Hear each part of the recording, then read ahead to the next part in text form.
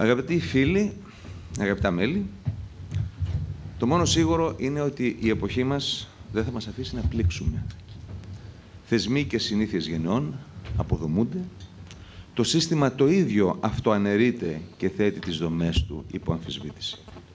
Οι άνθρωποι χάνουν τις σταθερές τους, το πλαίσιο αναφοράς τους, οι κανόνες είναι ασαφείς, τα άτομα δεν μπορούν να βρουν τη θέση τους στην κοινωνία.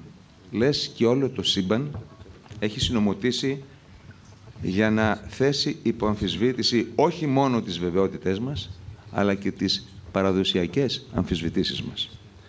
Μετά την κατάρρευση του σοσιαλισμού, μήπως έχει καταρρεύσει και ο καπιταλισμός, αλλά δεν το έχει αντιληφθεί ακόμα. Τώρα που εξέλιπε η ευκολία, αλλά και η πλάνη του ετεροκαθορισμού, ποιο είναι το σύγχρονο πεδίο αντιπαράθεσης των ιδεολογιών? Μήπως ήρθε και το δικό τους τέλος? Η οικονομία θα συνεχίσει το μοντέλο των κύκλων ανάπτυξης ύφεσης ή οδηγούμαστε στην υπερδιόγκωση και στο επακόλουθο κατακλυσμιαίο σπάσιμο μιας παγκόσμιας οικονομικής φούσκας? Ποιο είναι το μέλλον των εθνικών κρατών στην εποχή της ελεύθερης διακίνησης κεφαλαίων, τεχνολογίας και ανθρώπων? Πώς καθορίζεται το όριο ιδιωτικού και δημόσιου βίου όταν δισεκατομμύρια άνθρωποι εκθέτουν οικειοθελώς στα social media πλήθος λεπτομεριών της προσωπικής του ζωής? Με ποια κριτήρια επιλέγουμε το μοντέλο ζωής που μας ταιριάζει? Είναι οι αληθινές μας ανάγκες που μας οδηγούν σε αυτό ή οι σιρήνες του μάρκετινγκ? Και πώς προσδιορίζεται η έννοια αληθινές? Ποιο ποσοστό ελευθερίας μας είμαστε διατεθειμένοι να παραχωρήσουμε με αντάλλαγμα περισσότερη ασφάλεια? Είχε τελικά δίκιο ο Όρουελ ή ο Χάξλι? Κινδυνεύουμε περισσότερο από το όλο και πιο άγρυπνο μάτι του μεγάλου αδελφού της εξουσίας ή από την αφόρητη νύστα του? Θα μπορούσα να εξαντλήσω το χρόνο αυτής της ομιλίας μόνο θέτοντας ανάλογα διλήμματα. Και θα υπήρχαν και πολλά περισσότερα να περιμένουν. Γιατί η εποχή μας, για πρώτη φορά στην ιστορία, επεξέτεινε τα όρια της γειτονιάς μας ως τα πέρατα του κόσμου. Και κατέδειξε αυτό που ακόμα δυσκολευόμαστε να αποδεχθούμε. Δεν υπάρχει γυάλα για κανέναν. Το παγκόσμιο γίνεται προσωπικό και το προσωπικό μπορεί πολύ εύκολα να γίνει παγκόσμιο. Αυτό σημαίνει ότι δεν μπορείς να προτείνεις και πολύ περισσότερο να εφαρμόσεις λύσεις σε ένα πλαίσιο μικρόκοσμου, αν δεν έχεις ένα πανανθρώπινο όραμα. Το αύριο της δημιουργίας αποκτάει οντότητα μόνο αν μπορεί να αλλάξει το αύριο της Ελλάδας. Και γιατί όχι το αύριο του κόσμου μας. Όμως, με ποια εργαλεία θα το κάνουμε αυτό? Από την πρώτη στιγμή που εμφανιστήκαμε στο πολιτικό σκηνικό, προσπαθούμε να καταδείξουμε δύο βασικά πράγματα. Πρώτον, ότι κανένα σύνθετο πρόβλημα δεν μπορεί να αντιμετωπιστεί με απλοϊκές προσεγγίσεις. Τα στερεότυπα του καλού και του κακού, του φίλου και του εχθρού, του πλούσιου και του φτωχού, του φιλέλληνα και του ανθέλληνα, δεν είναι χρήσιμα πια ούτε για τα παιδικά παραμύθια. Σε καμία περίπτωση δεν βοηθούν στο να κατανοήσεις τις προκλήσεις του σημερινού κόσμου. Το ότι οι κομματικοί μυθοπλάστες εξακολουθούν να τα χρησιμοποιούν, απλώς επιβεβαιώνει το τέλος της εποχής τους. Και δεύτερον, ότι οι λύσεις που είναι εφικτές σε κάποιο πρόβλημα είναι πολύ πιθανόν να είναι όλες δυσάρεστες. Και εσύ να πρέπει να τις αξιολογήσεις και να επιλέξεις μια από τις δυσάρεστες, ίσως την περισσότερο πρόσκαιρα δυσάρεστη, που θα είναι όμως η περισσότερο μακροπρόθεσμα αποτελεσματική. Ναι, αλλά πώς θα πείσεις τον ψηφοφόρο όταν οι σιρήνες του λαϊκισμού τον αποκοιμίζουν ή υποδαβλίζουν την αγανάκτηση, την οργή και την απελπισία του, μόνο και μόνο για να μπορούν να τον ελέγχουν? Άντε και να τσιμπήσουν μερικές μονάδες τηλεθέασης και καμιά διαφημισούλα παραπάνω. Δεν είναι εύκολο. Και κυρίως δεν γίνεται με λόγια. Γίνεται με το παράδειγμά μας. Με την προσήλωση στις αρχές μας. Με τη σταθερότητα και τη συνέπειά μας. Με το πάθος και την αλήθεια μας. Με το χιούμορ. με την αισθητική, με τον πολιτισμό, τον πολιτικό μας πολιτισμό και τον προσωπικό πολιτισμό, αυτόν που εκφράζει ο καθένας μας στα μικρά και καθημερινά, που όμως συνθέτουν ολόκληρη τη στάση της ζωής του.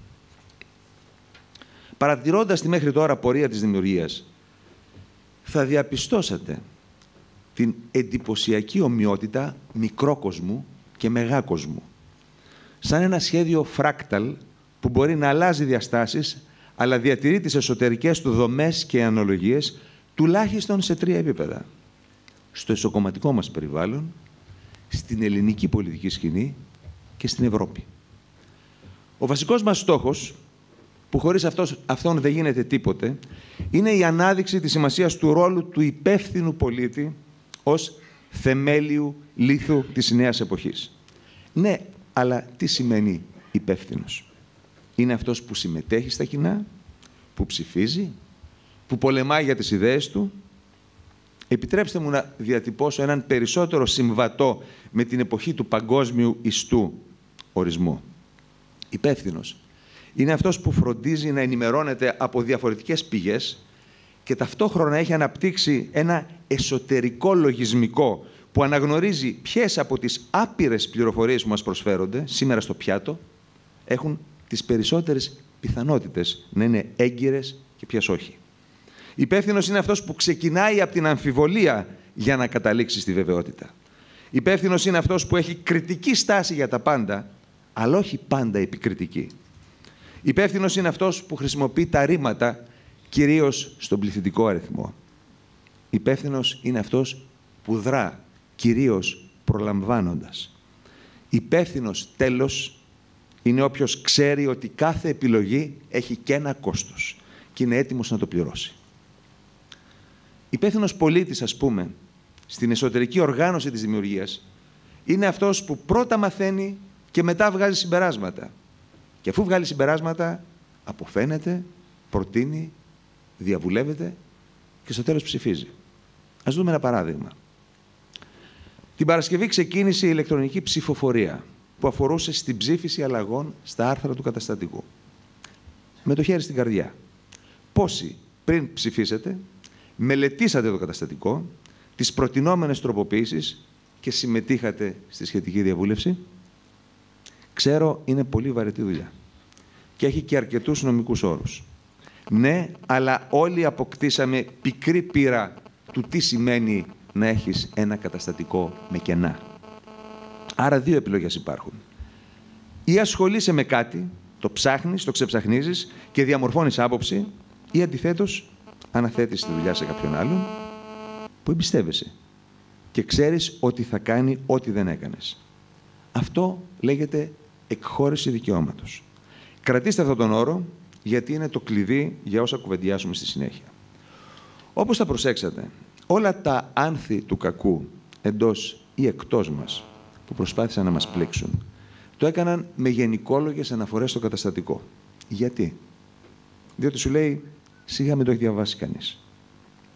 Το ονόμαζαν προεδροκεντρικό, αυταρχικό, συγκεντρωτικό και ένα σωρό άλλα. Θα μπορούσαν να στηρίξουν αυτές τις αιτιάσεις, υποδεικνύοντας ποια άρθρα πάσχουν και προτείνοντας τροποποίησεις. Δεν το έκαναν. Και όταν ήρθε η ώρα της διαβούλευσης και αποδείχθηκε ότι το καταστατικό είναι ακριβώς το αντίθετο, ότι έχει δηλαδή δεμένα τα χέρια του Προέδρου, έλαμψαν δια της απουσίας τους. Δεν πρότειναν ούτε μισή αλλαγή, έτσι για δείγμα. Γιατί? Διότι ένα από τα κουσούρια μας είναι το χουβαρδαλίκι στους χαρακτηρισμούς και η τσιγκουνιά στις προτάσεις. Το αντίστοιχο στην κεντρική πολιτική σκηνή, για να τηρούμε αυτές τις αναλογίες, είναι οι ατέρμονοι καυγάδες για το Σύνταγμα, το Μνημόνιο, τις συμφωνίες με την Ευρωπαϊκή Ένωση, τα κουρέματα της ανακεφαλαιοποίησης των τραπεζών και όλα τα μεγάλα προβλήματα της ελληνικής κοινωνίας, χωρίς να γνωρίζουμε το θέμα. Κρίνουμε, κατακρίνουμε, ηρωνευόμαστε, στυλιτεύουμε, κατακεραυνώνουμε, πουλάμε πνεύμα, φτηνό μερικές φορές, αλλά αποφεύγουμε την αντιπρόταση. Γιατί? Διότι ισχύουν οι 2 λόγοι που προαναφέρθηκαν και καλό είναι να τους έχουμε ως κοινό παρονομαστή σε όποιο θέμα και αν εξετάζουμε. Τους ξαναλέω. Πρώτον, πρόκειται για θέματα σύνθετα και σε αλληλεπίδραση με άλλα, εξίσου σύνθετα, και λίγοι έχουν το χρόνο, τη θέληση ή την ικανότητα να κατανοήσουν ολόκληρο το τοπίο. Αν προτείνεις, εκτίθεσαι. Αν προτείνεις, θα στεναχωρήσεις πολλούς. Διότι μην το ξεχνάμε, συχνά δεν υπάρχει ευχάριστη λύση. Έτσι λοιπόν, βολευόμαστε να αγνοούμε όχι μόνο το δάσος, αλλά και το δέντρο, εστιάζοντας την προσοχή σε όποιο κομματάκι κλαδιού βρέθηκε να ενοχλεί την πορεία ή το οπτικό μας πεδίο.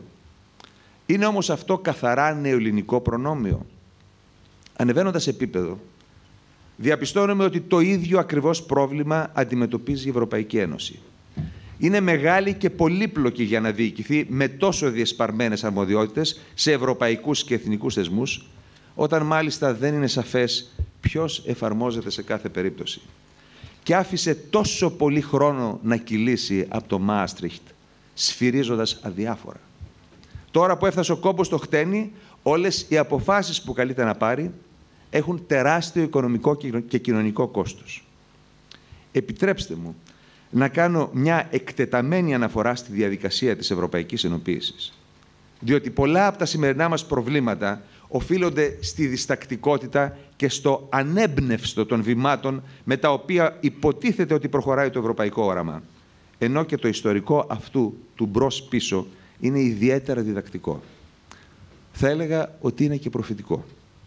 Επιπλέον, η δημιουργία είναι ένα κόμμα με σαφή ευρωπαϊκό προσανατολισμό και όπως μιλάμε έξω από τα δόντια για την ελληνική παθογένεια, το ίδιο θα κάνουμε και για την ευρωπαϊκή. Καλοπροαίρετα, αλλά αυστηρά. Οι προτεργάτες της ευρωπαϊκής ιδέας είχαν στο μυαλό τους μια ενωμένη ομοσπονδιακή τουλάχιστον Ευρώπη. Η ιστορική διακήρυξη του Ρομπέρ Σουμάν είναι ξεκάθαρη. Η παγκόσμια ειρήνη, έλεγε ο Γάλλος Υπουργός Εξωτερικών, δεν μπορεί να διαφυλαχθεί αν δεν αναλυφθούν δημιουργικές προσπάθειες ανάλογες των κινδύνων που την απειλούν. Ήταν το 1950, με νοπές ακόμα τις πληγές του πολέμου. Και συνέχιζε, η Ευρώπη δεν θα δημιουργηθεί με τη μία, ούτε σε ένα συνολικό σχέδιο. Θα οικοδομηθεί μέσα από συγκεκριμένα επιτεύγματα που καταρχάς θα δημιουργήσουν μια πραγματική αλληλεγγύη. Θυμηθείτε το αυτό, όταν στην επόμενη ενότητα σε λίγο θα κουβεντιάσουμε για την πολυθρύλητη σύγκληση του μεταρρυθμιστικού χώρου. Με την κοινή διαχείριση, συνέχιζε ο Ρομπέρ Σουμάν, της βασικής παραγωγής άνθρακα και χάλιβα και τη θέσπιση μιας νέας ανώτατης αρχής, της οποίας οι αποφάσεις θα δεσμεύουν τη Γαλλία, τη Γερμανία και τις άλλες χώρες που θα προσχωρήσουν στην κοινότητα, η πρόταση αυτή θα οδηγήσει στη δημιουργία των πρώτων συγκεκριμένων θεμελίων μιας Ευρωπαϊκής Ομοσπονδίας. Έτσι ξεκίνησε αυτό το όραμα, με στόχο την Ομοσπονδία, με στόχο μια στιγμή μια ενωμένη Ευρώπη. Δείτε επιτροχάδιν τα επόμενα βήματα. 1951, 6 χώρες ιδρύουν την Ευρωπαϊκή Κοινότητα Άνθρακα και Χάλιβα. 57, οι ίδιες χώρες ιδρύουν την Ευρωπαϊκή Οικονομική Κοινότητα και την Ευρωπαϊκή Κοινότητα Ατομικής Ενέργειας. 62, κοινή αγροτική πολιτική. 65, κοινά όργανα. 68, τελωνειακή ένωση. 70, ο πρώτος προϋπολογισμός. 72, μπαίνουν Ηνωμένο Βασίλειο, Δανία, Ιρλανδία. 75, ιδρύεται Ευρωπαϊκό Ταμείο Περιφερειακής Ανάπτυξης και Ελεγκτικό Συνέδριο. 76, τα μέλη του Ευρωπαϊκού Κοινοβουλίου εκλέγονται με καθολική ψηφοφορία. 79, Ευρωπαϊκό Νομισματικό Σύστημα και Ευρωπαϊκή Νομισματική Μονάδα. 81, θυμάστε, μπαίνουμε εμείς. Πού να φανταζόντουσαν, τι τους περίμενε. 86, μπαίνουν Ισπανία, Πορτογαλία και κυρώνεται η ενιαία ευρωπαϊκή πράξη. Έρχεται το πρώτο πακέτο Delors. 88. Σχεδιάζονται τα 3 στάδια της Νομισματικής και Οικονομικής Ένωσης. 89. Ελεύθερη διακίνηση κεφαλαίων. 90. Σχεδιασμός και της Πολιτικής Ένωσης. 91. Μάστριχτ. Γεννιέται η Ευρωπαϊκή Ένωση. Πέρασαν αρκετά χρόνια, αλλά γίναν πάρα πολλά. Την περίοδο 85-95, η Ευρώπη ευτύχησε να έχει στο τιμόνι της έναν οραματιστή και πραγματιστή συνάμα, το Ζακ Ντελόρ, και αναγκαία στήριξη από τους 2 βασικούς πυλώνες της Ευρωπαϊκής Ένωσης, δηλαδή τη Γαλλία και τη Γερμανία. Ευτύχησε επίσης να έχει εθνικούς ηγέτες που έβλεπαν μπροστά και έξω από τα ασφικτικά σύνορα των χωρών τους. Μη θεωρήσετε τη λέξη ασφικτικά υπερβολική, επειδή νομίζουμε ότι η Ευρώπη αποτελείται από μεγάλες και ισχυρές θεωρητικά χώρες. Σε λίγα χρόνια και η Γερμανία και η Γαλλία θα είναι κρατήδια μπροστά στις αναδυόμενες οικονομίες. Οι Ευρωπαίοι ηγέτες λοιπόν της δεκαετίας του 90 σχεδίασαν τα επόμενα βήματα που θα οδηγούσαν στην ευρωπαϊκή ενοποίηση, νομισματική, δημοσιονομική, νομική, στρατιωτική, πολιτική, διοικητική. Εδώ όμως αρχίζουν τα δύσκολα. Τώρα πια δεν μιλάμε για απεριόριστο συνάλλαγμα και για ταξίδια χωρίς διαβατήριο. Τώρα θίγεται το μεγάλο ταμπού της Ευρώπης και όχι μόνο. Ποιο είναι? Το εθνικό κράτος. Όμως, κάθε βήμα συνένωσης δεν σημαίνει ότι παραχωρώ κάτι για κάτι άλλο που πιστεύω ότι θα είναι μεγαλύτερης αξίας. Κάποια στιγμή και η Ευρώπη δεν θα έπρεπε να σταθεί απέναντι στον καινούριο κόσμο, όπως την εποχή που οι πόλεις κράτη δίναν τη θέση τους σε ευρύτερες δομές διοίκησης. Εύκολο να το λες. Δύσκολο να το πετύχεις και μάλιστα με την αρχή της ομοφωνίας. Στην Ευρωπαϊκή Ένωση του 21ου αιώνα δεν υπάρχει Φίλιππος της Μακεδονίας, ούτε Βίκτορ Εμμανουήλ ο δεύτερος να επιβάλλουν την ένωση πότε με την πειθό και πότε με τα όπλα. Στη σημερινή Ευρώπη αυτό το όπλο λέγεται ψήφος, αλλά δεν είναι πάντα εύστοχο. Είναι χαρακτηριστικό ότι από το 51 μέχρι το 91, επί 40 ολόκληρα χρόνια, σε όλα αυτά τα βήματα ενοποίησης, οι λαοί της Ευρώπης δεν εξέφρασαν ποτέ την άποψή τους για την κοινή πορεία. Ούτε μία φορά. Τις αποφάσεις τις έπαιρναν οι εκλεγμένοι στις εθνικές εκλογές ηγέτες. Ακόμα και όταν καθιερώθηκαν οι εκλογές για την Ευρωβουλή, αντιμετωπίστηκαν σαν ένα εκτεταμένο γκάλοπ ή σαν εθνικές εκλογές στο πιο χαλαρό ή σαν μια άσκηση προειδοποίησης. Ουδέποτε τα κόμματα, και αυτό δεν είναι μόνο ελληνικό φαινόμενο, αισθάνθηκαν την υποχρέωση να ενημερώσουν τους πολίτες ποιο ακριβώς είναι το όραμά τους για τις Ηνωμένες Πολιτείες της Ευρώπης.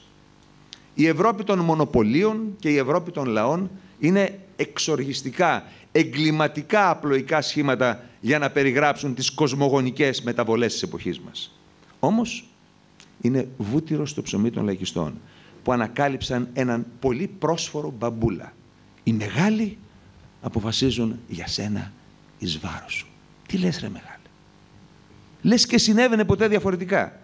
Λες και το διάσημο μπακαλόχαρτο με το οποίο Τσόρτσιλ, Στάλιν και Ρούσβελτ καθόριζαν τα ποσοστά επιρροής τους στη μεταπολεμική Ευρώπη, τέθηκε ποτέ στην κρίση κάποιου σώματος.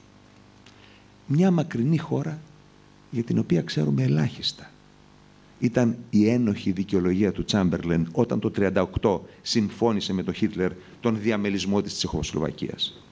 Στη Συμφωνία του Μονάχου, τους Τσέχους διπλωμάτες δεν τους επέτρεψαν ούτε καν να μπουν στην αίθουσα των συνομιλιών. Ένας ορθολογιστής δεν θα αργήσει να σκεφτεί πότε έχει μεγαλύτερη δύναμη ο πολίτης της Ευρώπης και ειδικά μιας μικρής χώρας. Όταν φοράει την επαρχιώτικη κονκάρδα του και περιμένει στο διάδρομο να του ανακοινώσουν τις αποφάσεις οι ισχυροί, ή όταν συμμετέχει ισότιμα σε μια ενωμένη ενιαία Ευρώπη, συνδιαμορφώνοντας με άλλα 500 εκατομμύρια πολίτες ευρύτερες και βαθύτερες συνεργασίες, υπερεθνικές συνεργασίες. Η απάντηση είναι προφανής.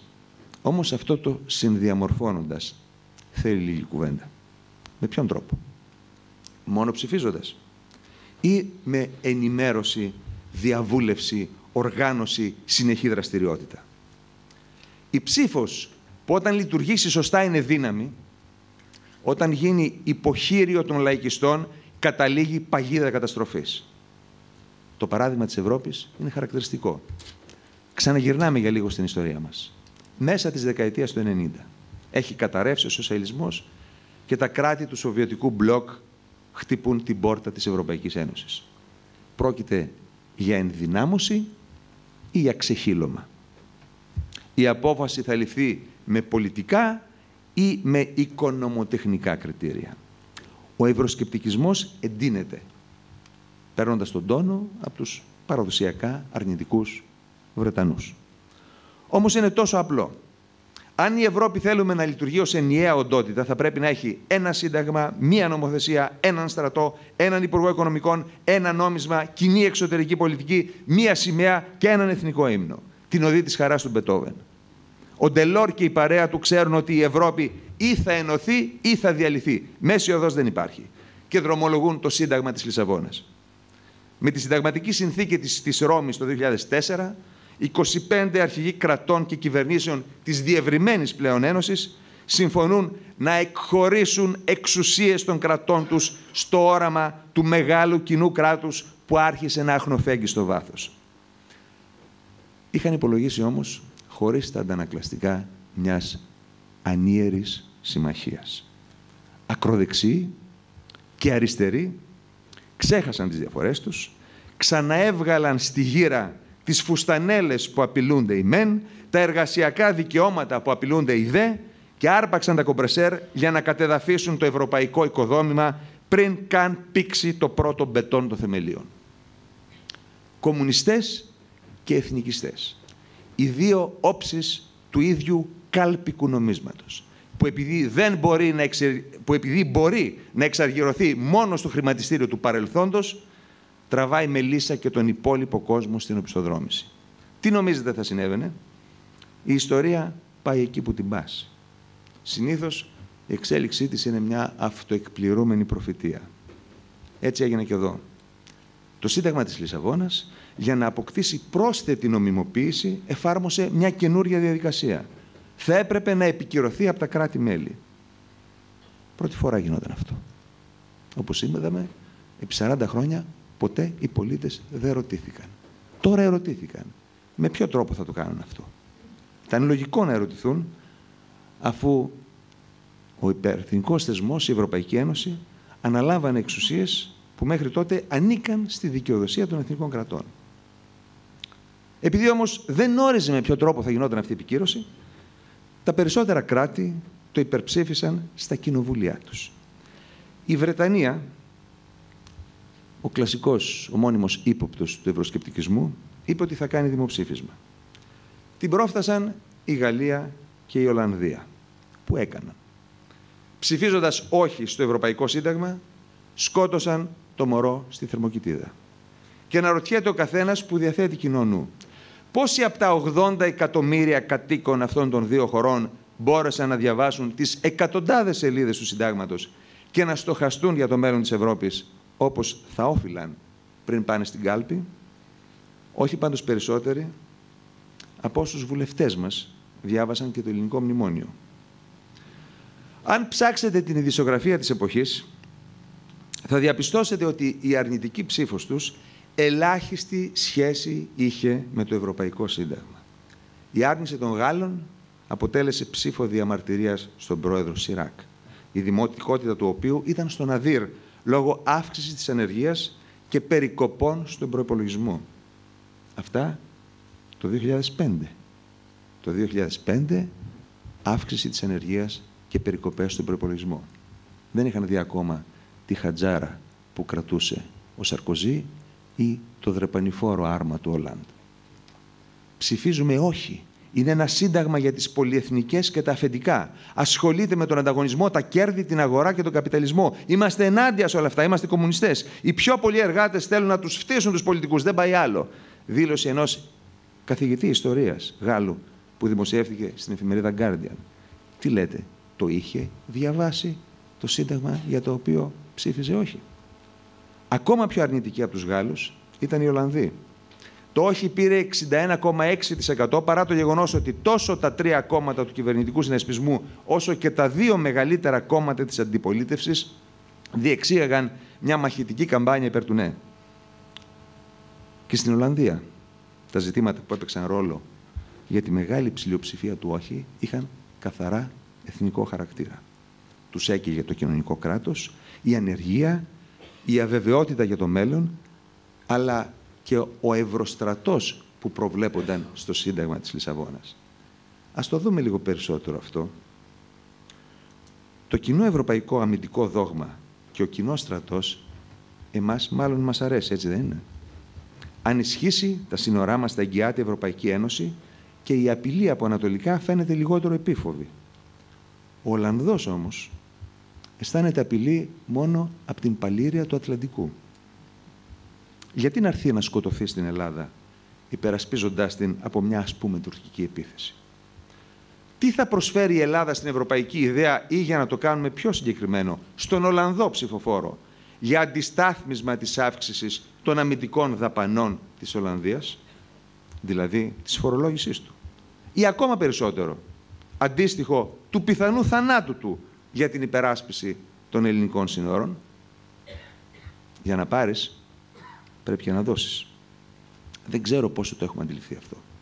Μα θα ρωτήσετε, μια δυνατή Ευρώπη δεν αποτρέπει σχεδόν ολοκληρωτικά το ενδεχόμενο του πολέμου? Ποιος θα βάλει μαζί της? Το αποτρέπει, σχεδόν.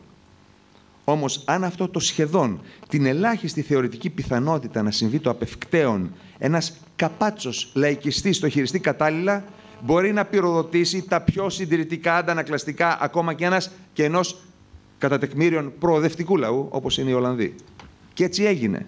Αντί λοιπόν οι ψηφοφόροι της Ευρώπης να αρχίσουν να ασχολούνται με το πλησίασμα και την αλληλοκατανόηση, παραδόθηκαν σε φοβικές, εθνοκεντρικές ομφαλοσκοπήσεις, στις οποίες η απειλή ήταν πάντα η άλλη και προτινόμενη σωτηρία το διαχρονικό καβούκι μας.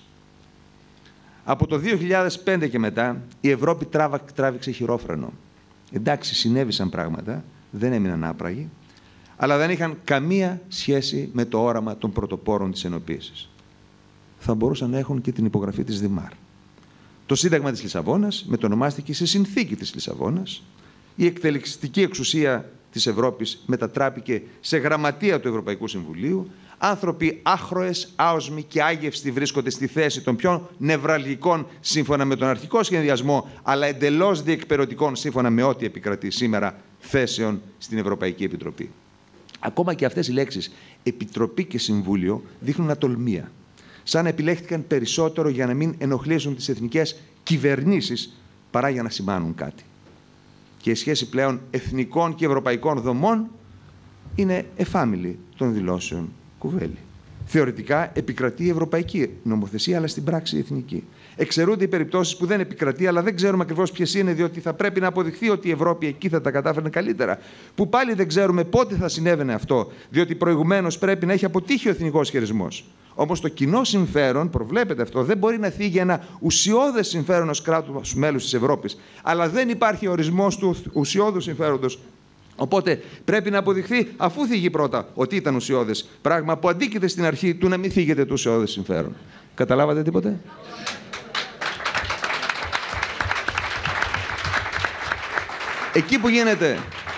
Εκεί που γίνεται το έλα να δεις είναι οι ψηφοφορίες. Τα κράτη-μέλη είναι 27. Πώς αποφασίζουν? Περνάει ό,τι ψηφίσουν οι 14. Όπως αντιλαμβάνεστε, μιλάω με παραβολές. Ή μετράνε και άλλα κριτήρια, παραδείγματος χάρη, ο πληθυσμός, η οικονομική δύναμη, η συμμετοχή στον ευρωπαϊκό προϋπολογισμό. Μας θυμίζει κάτι από τις τροποποίησεις του καταστατικού μας αυτό? Αλήθεια. Αν έπρεπε να θεσπίσετε έναν δίκαιο τρόπο ψηφοφορίας στην Ευρωπαϊκή Ένωση, τι θα προτείνατε? Επειδή είστε γρήγοροι, σας δίνω 3 δευτερόλεπτα να το σκεφτείτε. Το σκεφτήκατε? Δείτε λοιπόν τι ισχύει. Ως τις 31 Δεκεμβρίου 2014. Οι πράξεις που θεσπίζονται μετά από πρόταση της Επιτροπής πρέπει να συγκεντρώνουν τουλάχιστον 74% του συνολικού αριθμού των ψήφων των κρατών μελών, οι οποίες να αντιπροσωπεύουν τουλάχιστον 62% του πληθυσμού της Ευρώπης βάσει των στοιχείων της Eurostat. Στις περιπτώσεις που δεν υπάρχει πρόταση της Επιτροπής για τη θέσπιση πράξεων, απαιτούνται τουλάχιστον 255 ψήφοι υπέρ που περιλαμβάνουν τις ψήφους των 2 τρίτων τουλάχιστον των μελών. Από την 1η Νοεμβρίου 2014, ως ειδική πλειοψηφία ορίζεται ποσοστό τουλάχιστον 55% των μελών του Συμβουλίου, το οποίο περιλαμβάνει τουλάχιστον 15 μέλη που αντιπροσωπεύει κράτη, μέλη που συγκεντρώνουν τουλάχιστον 65% του πληθυσμού της Ένωσης. Η μειοψηφία αρνησικυρίας πρέπει να περιλαμβάνει τουλάχιστον 4 μέλη του Συμβουλίου, ιδάλλως θεωρείται ότι επιτυγχάνεται ειδική πλειοψηφία. Όμως, εφόσον το Συμβούλιο δεν αποφασίζει μετά από πρόταση της Επιτροπής ή του ύπατου εκπροσώπου της Ένωσης για θέματα εξωτερικής πολιτικής και πολιτικής ασφάλειας, ως ειδική πλειοψηφία ορίζεται ποσοστό τουλάχιστον 72% των μελών του Συμβουλίου που αντιπροσωπεύουν τα συμμετέχοντα κράτη-μέλη, εφόσον το ποσοστό αυτό αντιστοιχεί στο 65% τουλάχιστον του πληθυσμού της Ευρώπης. Απλό,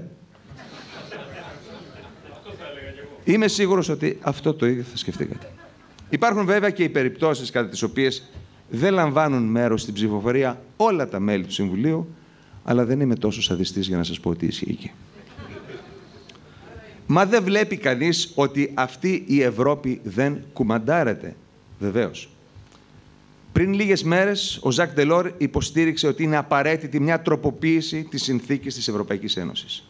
Η αλληλεγγύη περνά από την εγκατάλειψη μέρους της εθνικής κυριαρχίας σε ό,τι αφορά τη διαχείριση του κοινού νομίσματος, την προοδευτική εναρμόνιση των φορολογικών συστημάτων, την προσπάθεια συνοχής στο εσωτερικό της Ευρωζώνης. Εάν δεν το κάνουμε αυτό, τότε θα οπισθοχωρήσουμε προς μια ζώνη ελεύθερων εμπορικών συναλλαγών.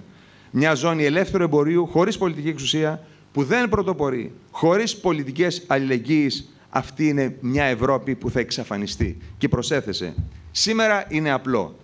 Οι Ευρωπαίοι έχουν μια επιλογή ανάμεσα στην επιβίωση ή στην παρακμή.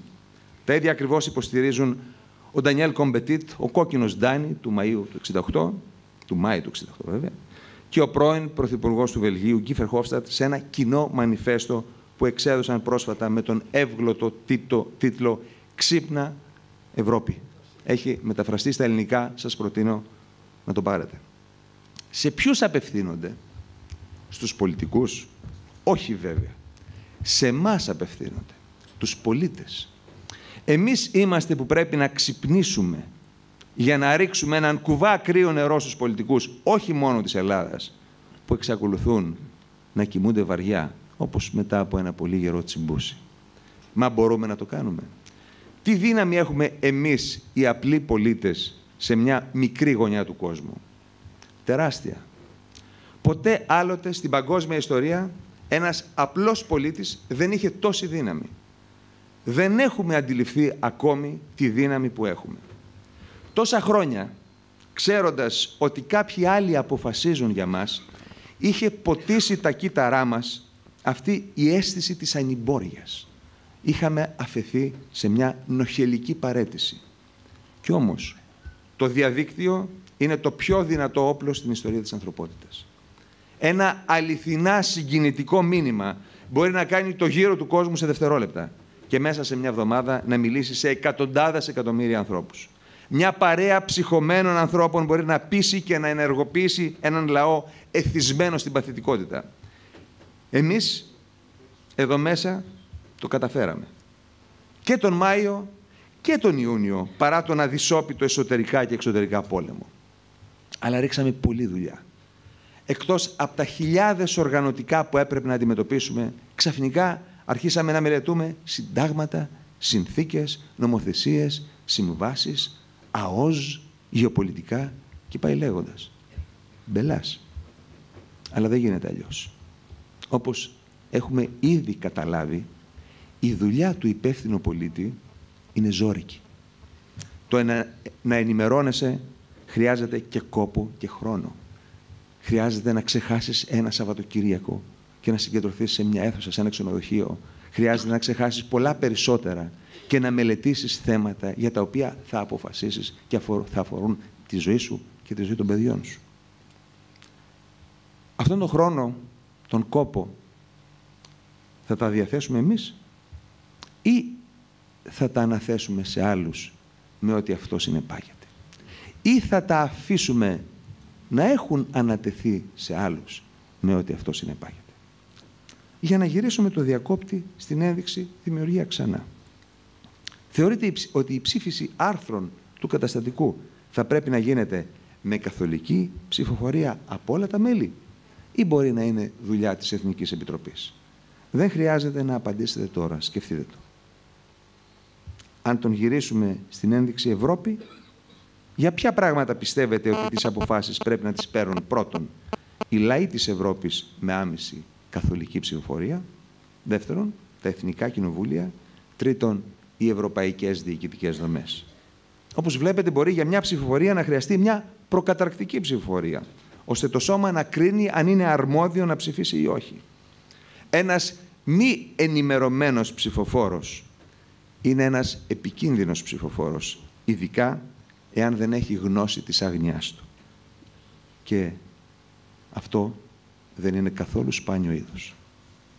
Οι ανθρώπινες κοινωνίες, η δημιουργία ξανά είναι μια από αυτές. Η Ελλάδα είναι μια από αυτές. Η Ευρώπη είναι μια από αυτές. Δεν προχωρούν λάμνοντας ανέμελα στον ήλιο, όπως οι ερωτευμένοι που κάνουν βαρκάδα. Δίνουν μάχες για την εξέλιξή τους κάθε μέρα, ακόμα και στο εσωτερικό τους. Γιατί πάντα θα υπάρχει ένας άνθρωπος ή μια ομάδα που θα έχει κάποιο ειδικό προνόμιο, κάποιο άνομο συμφέρον ή νομιμοποιημένα άνομο συμφέρον και θα παλεύει να το διατηρήσει.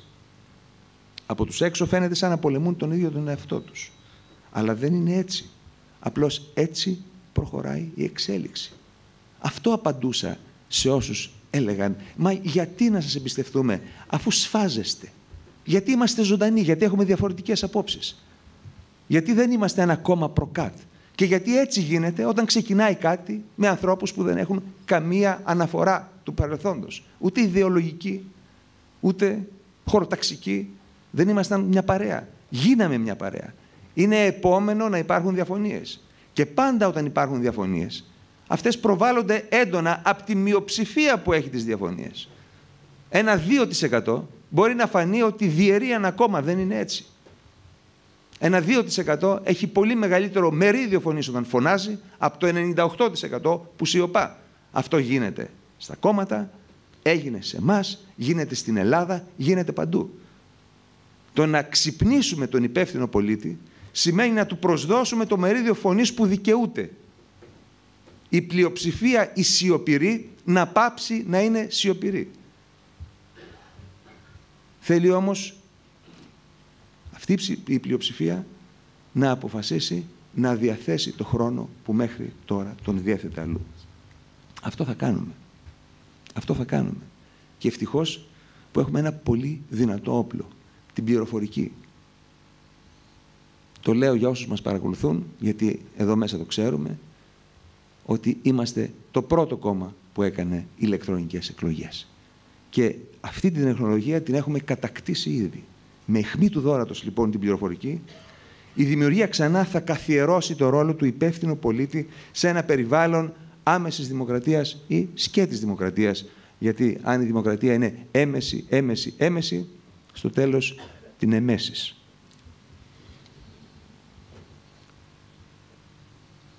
Δυναμικό υποσύνολο της έννοιας του υπεύθυνου πολίτη είναι η έννοια του πολίτη ελεγκτή, που έχει ήδη ενεργοποιήσει με εξαιρετική επιτυχία ένα δραστήριο μέλος μας, με δικιά του πρωτοβουλία, και προσπαθεί να προωθήσει νομικά την άποψη ότι ένας φορολογούμενος πολίτης έχει ένομο συμφέρον να στρέφεται δικαστικά κατά των πολιτικών όταν αυτοί αποδεδειγμένα διασπαθίζουν τους φόρους που πλήρωσε.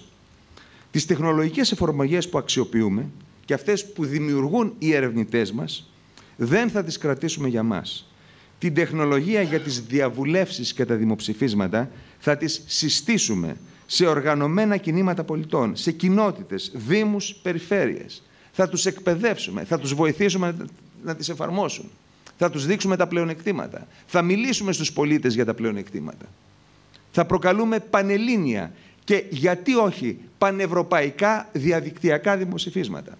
Στόχος μας είναι να δείξουμε σε όλο τον κόσμο ότι στην Ελλάδα της παρακμής και της ρεμούλας υπάρχει ένα τρελό χωριό που έχει πιει από το μαγικό, το ανίκητο φίλτρο της δημιουργίας.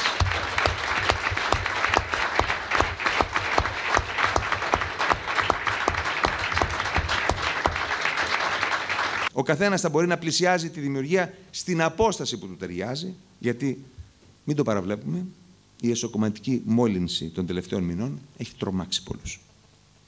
Πρέπει να πιστούν ότι καθαρίσαμε την πληγή και τώρα μόνο υγιή κύτταρα αναπτύσσονται εκεί. Μέχρι το τέλος του έτους ο στόχος είναι να δημιουργηθούν περιφερειακές οργανώσεις σε κάθε νομό της χώρας, σε κάθε κράτος της Ευρώπης και στις σημαντικότερες πόλεις των Ηνωμένων Πολιτειών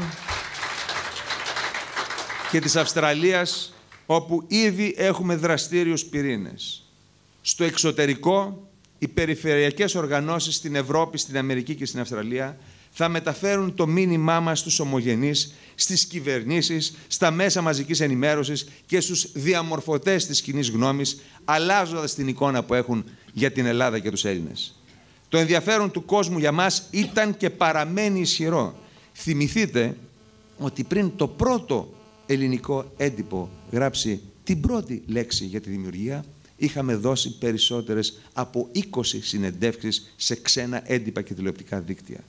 Θέλουμε να εντάξουμε στην κεντρική ζωή της δημιουργίας τους ξενιτεμένους, παλιότερους ή πρόσφατους. Θέλουμε να τους ενημερώσουμε για το πόσο προσπαθούμε να διαμορφώσουμε τις συνθήκες ώστε να ξαναγυρίσουν σύντομα. Το ίδιο και περισσότερο θα κάνουμε για τις περιφερειακές οργανώσεις. Με το νέο καταστατικό αποκτούν ιδιαίτερα σημαντική αντιπροσώπευση στα όργανα.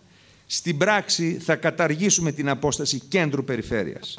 Σήμερα, εδώ, υπάρχουν συνδημιουργοί από την Αττική, την Περιφέρεια και την Ευρώπη. Καμία απόσταση. Αλλά και όταν αυτή η γιορτή τελειώσει, πάλι δεν θα υπάρχει καμία απόσταση. Όλες οι συνεδριάσεις του Πολιτικού Συμβουλίου και της Εθνικής Επιτροπής θα γίνονται και διαδικτυακά και ευχαριστούμε τα αστέρια της πληροφορικής που εντελώς εθελοντικά έχουν αφιερώσει άπειρες ώρες για να έχουμε αυτό το επίπεδο τεχνικής κάλυψης. Συνεδριάσεις επίσης Πολιτικού Συμβουλίου και Εθνικής Επιτροπής με ιδιαίτερο ενδιαφέρον, γιατί είναι και μερικές βαρετές, θα μεταδίδονται σε όλα τα μέλη και σε όποιον θέλει να παρακολουθήσει. Δεν έχουμε τίποτα να κρύψουμε. Η δημιουργία δεν έχει τίποτα να κρύψει. Η δημοκρατία δεν έχει τίποτα να κρύψει. Όμως το κόστος για τη δημοκρατία είναι η συνεχής εγρήγορση. Όσοι είμαστε εδώ μέσα, έχουμε αποδείξει ότι αυτή την εγρήγορση τη διαθέτουμε. Θα συνεχίσουμε. Άφησα για το τέλος ένα ζήτημα που πολλές φορές μας έχει απασχολήσει, τις περισσότερες υποκινούμενο από ερωτήσεις τρίτων. Ποια ιδεολογία εκπροσωπείτε? Τι είστε, φιλελεύθεροι, σοσιαλιστές, δεξιοί, τι απ' όλα? Προσδιορίστε, μας έλεγαν, τη θέση σας στον πολιτικό χάρτη. Η απάντηση μας ήταν, ας πούμε ότι δηλώνουμε κάτι από αυτά. Τι θα καταλάβετε? Υπήρχε ποτέ στην Ελλάδα ένα κόμμα που να ήταν αυτό που δήλωνε? Υπάρχει μια σαφής εικόνα στο μυαλό του ψηφοφόρου για το τι ακριβώς σημαίνει σοσιαλισμός, αριστερά, δεξιά, σοσιαλδημοκρατία, φιλελευθερισμός? Εάν ρωτήσουμε κάποιον στον δρόμο τι αντιστοιχούν για εκείνον, τι έννοια δίνει σε αυτούς τους όρους, θα πάρουμε δύο ίδιες απαντήσεις ποτέ? Όταν λοιπόν χρησιμοποιείς όρους φθαρμένους, παίζεις ένα λάθος παιχνίδι με τον αποδέκτη. Αυτόματα σε περιγράφει σύμφωνα με αυτό που έχει ήδη κατασκευάσει στο μυαλό σου. Γιατί να του εξηγήσεις τι πιστεύεις και πώς αυτό μπορεί να αλλάξει τη ζωή του, πολεμάει ένα στερεότυπο, ένα άλλο που εκλαμβάνει το στερεότυπο χωρίς να είναι. Αν εγώ έχω στο μυαλό μου ότι οι φιλελεύθεροι, στους οποίους κολλάμε και ένα νεοφιλελεύθεροι, είναι οι ανάλγητοι αυτοί που θα αφήσουν τις γιαγιούλες να πεθάνουν απροστάτευσες και χωρίς ιατρική περίθαλψη, τότε αμέσως όποιος χρησιμοποιήσει αυτόν τον όρο ταυτίζεται με αυτή την πολιτική. Δεν είναι έτσι. Ωστόσο, πέρα από την ασάφεια των ιδεολογιών στην Ελλάδα, η ιδεολογία ίδια, φιλοσοφικά, αποδεικνύεται και εξαιρετικά προβληματική ως έννοια. Πόσο δε μάλλον ως εργαλείο αντιμετώπισης των κοινωνικών προβλημάτων. Ανοίξτε μερικά λεξικά και δείτε τον ορισμό της ιδεολογίας. Είναι ασαφέστατος. Και σε κανένα δεν, ας πούμε, έχει τις ίδιες λέξεις με ένα άλλο. Όπως συνήθως υπάρχουν στα λεξικά για κάποια έννοια στην οποία έχουμε καταλήξει. Η ιδεολογία, όπως αποπειρώνται να την ορίσουν, είναι μια μορφή φιλοσοφίας με θεωρητικό αλλά και πρακτικό χαρακτήρα. Τι θα πει θεωρητικό αλλά και πρακτικό? Η πράξη αλλάζει γιατί οι πραγματικές συνθήκες μεταβάλλονται και μεταβάλλονται συνεχώς. Και η πράξη αλλάζει συνεχώς. Η θεωρία τι κάνει? Τις ακολουθεί ή παραμένει άκαμπτη? Αν τις ακολουθήσει, πάβει να είναι η αρχική ιδεολογία. Αν τις αγνοήσει, πάβει να έχει πρακτικό χαρακτήρα. Διαφωνεί κανείς? Να δώσω ένα παράδειγμα. Η αριστερή ιδεολογία, που είναι ακόμα κυρίαρχη στην πολιτική συζήτηση στην Ελλάδα, βασίστηκε κατά μεγάλο μέρος στην πάλη των τάξεων. Και αυτό διότι δημιουργήθηκε ως εργαλείο ερμηνείας μιας εποχής που υπήρχε σαφής ταξική διαστρωμάτωση, στεγανά ανάμεσα στις τάξεις, άρα χαμηλή κινητικότητα και βέβαια σχέση αντιπαλότητας. Όταν έλεγες φεουδάρχης, ήξερες τι σημαίνει φεουδάρχης. Κολύγος, ήξερες τι σημαίνει κολύγος. Για τους μαρξιστές οι πολιτικές ιδέες είναι απλές εκφράσεις των συμφερόντων συγκεκριμένων τάξεων. Πόσο απλοϊκό ακούγεται αυτό σήμερα. Πόσο λάθος ακούγεται αυτό σήμερα. Σήμερα σε μια δυτική κοινωνία στην οποία στεγανά σίγουρα δεν υπάρχουν, σαφής ταξική ταυτότητα επίσης δεν υπάρχει, για ποια πάλι να μιλήσουμε? Πάντα θα υπάρχει βέβαια ο φοιτητής που θα πουλάει το παλιό του κινητό για να βγάλει ένα χαρτζηλίκι να περάσει την επόμενη εβδομάδα, και η τυχερή κληρονόμος που θα πουλάει το παλιό της νησί.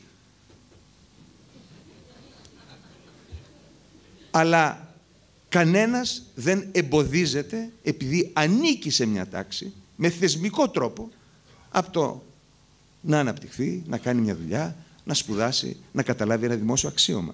Αυτό υπάρχει στην Ινδία, ας πούμε. Εκεί ναι, θα μπορούσαμε να μιλάμε για ταξική διαστρωμάτωση και για πάλι των τάξεων. Αλλά εδώ, πώς λοιπόν να σε βοηθήσει αυτή η ιδεολογία να καταλάβεις γιατί ένας καθηγητής πανεπιστημίου παίρνει 1.200 ευρώ, ο αρχηγός των ενόπλων δυνάμεων παίρνει 1.900 και μια δακτυλογράφος, όπως ακούσαμε πριν από τον Παναγιώτη Καρκατσούλη, πολλά περισσότερα. Ή ένας συνταξιούχος της ΔΕΗ, 2.500. Και ακόμα περισσότερο, πώς να σε βοηθήσει να καταλάβεις ποιος είναι ο προνομιούχος και ποιος ο αδικημένος και τι κινήσεις, γιατί αυτό σημαίνει πολιτική, προς την πλευρά της κοινωνικής δικαιοσύνης πρέπει να κάνεις. Ο Πόπερ υπογραμμίζει ένα πολύ επικίνδυνο χαρακτηριστικό των ιδεολογιών, θεωρώντας τες ως κλειστά συστήματα σκέψης, τα οποία διεκδικούν το μονοπόλιο της αλήθειας. Είναι έτσι ή δεν είναι?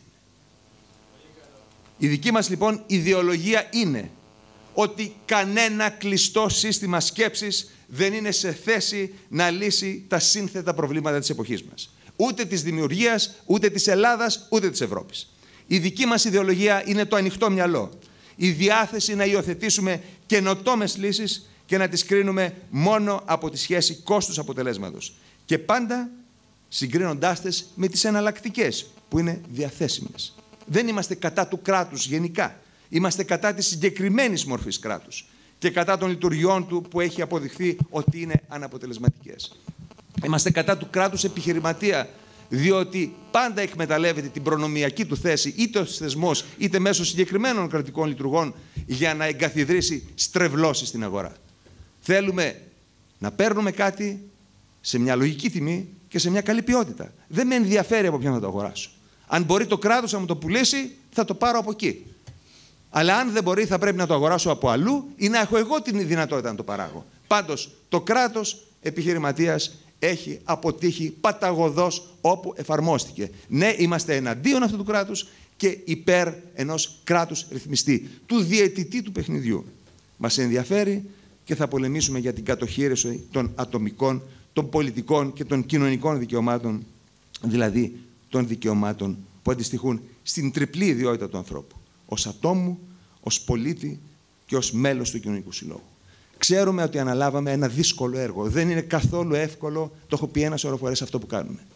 Αλλά η σημερινή παρουσία σας εδώ, η συμπαράσταση που παίρνουμε από ανθρώπους που δεν ήρθαν, όμως είναι κοντά μας, και η ανταπόκριση που έχουμε σε όλο και μεγαλύτερο μέρος της κοινωνίας των υπεύθυνων πολιτών, μας λέει ότι είμαστε στο σωστό δρόμο. Θα τον περπατήσουμε μαζί μέχρι το τέλος.